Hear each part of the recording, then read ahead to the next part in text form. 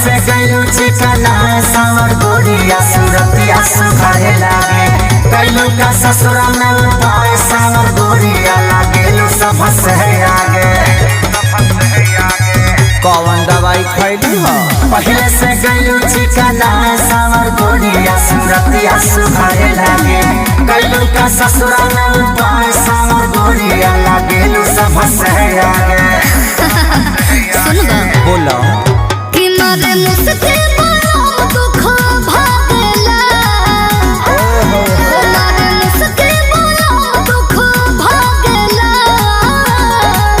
मोरा दादा के तू ताला बड़ा बड़ा खिड़की हवा झुरो झुरो लागेला मोरा दादा के तू ताला बड़ा बड़ा खिड़की हवा झुरो झुरो लागेला।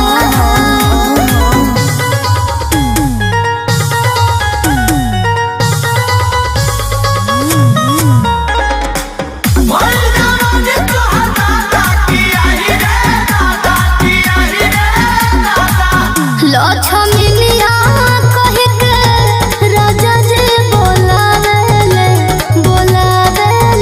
मलकिनिया कहि के हमके बोलावेले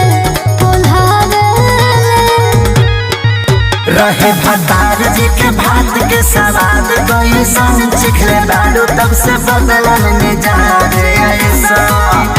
सुनो उनका छुआ मौसम जागला तो चाली हो